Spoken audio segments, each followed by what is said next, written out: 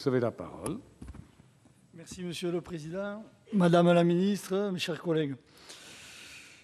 Madame la Ministre, j'avais déjà interrogé Monsieur Estrosi au sujet de la restructuration du groupe Sanofi-Aventis. Sa réponse s'était voulue apaisante et je l'avais notée très fidèle à la ligne du groupe. Aujourd'hui, tout semble confirmer mes craintes et celles des personnels. Je vous rappelle que cette restructuration de vaste ampleur concerne principalement les activités de recherche et développement de Sanofi-Aventis. Pourtant, le groupe a réalisé plus de 8 milliards d'euros de profit en 2009. Et alors qu'il envisage de supprimer des emplois, on apprend qu'il a pu doubler depuis 2003 le montant des dividendes versés aux actionnaires.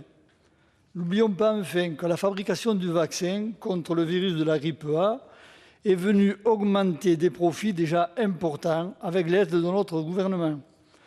Nous n'avons pas affaire à une entreprise au bord de la faillite et quand M. Estrosi et la direction invoquaient les difficultés plus grandes liées à la concurrence, vous n'arrivez pas à me convaincre. Cette restructuration concerne environ 1300 salariés pour la seule recherche et développement. Mais en tout, 3000 postes seront supprimés en un an, sans qu'il y ait réellement eu de consultation des personnels. Et il semble que ce ne doive être qu'un début. Elle entraînera aussi la fermeture de plusieurs sites. Plusieurs axes thérapeutiques souffriront de cette restructuration, accompagnée d'un vaste mouvement de délocalisation. Je suis tout particulièrement inquiet pour le sort du site de Montpellier. 230 postes devraient disparaître. La direction parle de départ volontaire. Mais on sait bien qu'en réalité, ils seront plutôt contraints. Le département d'oncologie sera fermé à la fin de cette année. La recherche en oncologie serait localisée à très court terme à Cambridge aux États-Unis, avec un effectif de 120 salariés. Toute la recherche en oncologie de Sanofi-Aventis deviendrait une entreprise complètement autonome en termes de gouvernance financière. Je pense que nous pouvons parler de délocalisation identique de celle de Renault avec la Clio. Sanofi-Aventis fait de même avec sa recherche sur le cancer. Cette restructuration aura des conséquences très graves sur l'emploi dans l'agglomération montpelliéraine. Quelle garantie existe pour le maintien à terme des activités de recherche et de développement sur le site de Montpellier? Sous couvert de décloisonnement, le groupe cherche à ouvrir ses activités à des partenaires extérieurs. Ces alliances se traduisent par une diminution des dépenses internes en recherche et développement et des réductions d'effectifs. Mais comment Sanofi-Aventis pourra-t-il dès lors s'engager dans des projets prometteurs et ambitieux? Il semble vouloir se tourner vers des filons très rentables et peu risqués. La recherche pharmaceutique devrait, à mon sens, obéir à d'autres impératifs, que ceux du seul profit. D'abord, à ceux de la santé publique. C'est son avenir et celui de notre système de santé qui sont en jeu.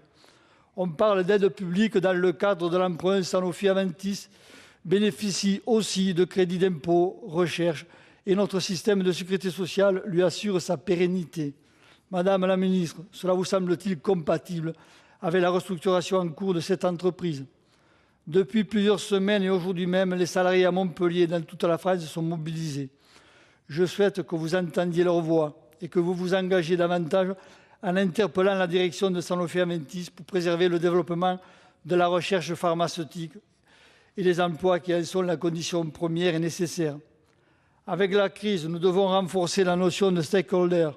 Le secteur de la santé, où les liens avec toute la société sont davantage évidents, doit être le premier pour bâtir ce rééquilibrage du pouvoir entre l'entreprise et toutes les parties prenantes, employés, citoyens, communes, départements, régions et États.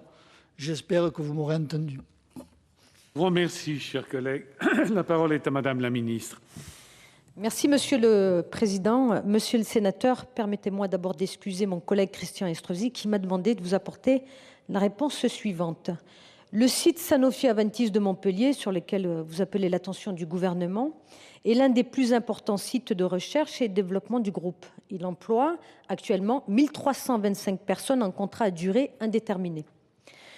Un projet de nouvelle organisation de la RD en France a été présenté le 30 juin 2009 lors d'un comité central d'entreprise. Ce projet s'accompagne d'un plan d'adaptation faisant appel au seul volontariat et comprenant des dispositifs de cessation anticipée d'activité entièrement pris en charge par l'entreprise et de départ volontaire pour projet personnel. Ce plan pourrait concerner potentiellement jusqu'à 170 personnes sur les sites de Montpellier. Le projet prévoit également des regroupements d'activités. Dans ce cadre, les équipes de recherche en oncologie, actuellement basées sur Montpellier, seraient localisées à terme sur le site de Vitry-sur-Seine. 80 personnes sont potentiellement concernées. Concernant tout particulièrement les salariés du site montpelliérain, la direction de la RD a pris l'engagement de repositionner sur le site les personnes qui ne seraient pas mobiles sur la région parisienne. Les autres départements du site trouveront leur place dans la nouvelle organisation en conservant leur localisation actuelle. Le site de Montpellier n'est en aucune façon menacé.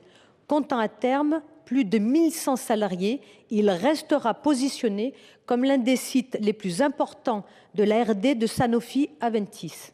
Pour conclure, je tiens à vous rappeler, monsieur le sénateur, qu'entre 2008 et 2010, le groupe aura investi 217 millions d'euros sur le site de RD de Montpellier, dont 150 millions déjà engagés. Plus globalement, les dépenses de RD France du groupe Sanofi Aventis ont été de 1,517 milliard d'euros pour la pharmacie, auxquels s'ajoutent 294 millions d'euros pour l'activité vaccin, soit un montant total de 1,811 milliard d'euros. Sur les 3 dernières années, les dépenses de RD France demeurent stables. Le budget prévisionnel de la RD France pour 2010 est 1,715 milliard d'euros, pharma et vaccins. Les ressources engagées par le groupe en France représentent près de 35% de la recherche pharmaceutique en France. Comme vous voyez, le gouvernement veille au développement de la recherche pharmaceutique en France. Je vous remercie. Je vous remercie, Madame la Ministre. La parole est à Monsieur Navarro pour répondre à Madame la Ministre. Je vous remercie de votre réponse et j'en prends acte. Je resterai quand même très vigilant parce que je n'ai pas pour habitude de faire confiance aux groupes comme ça qui font des profits faramineux et qui, malgré ce, se permettent de licencier du personnel.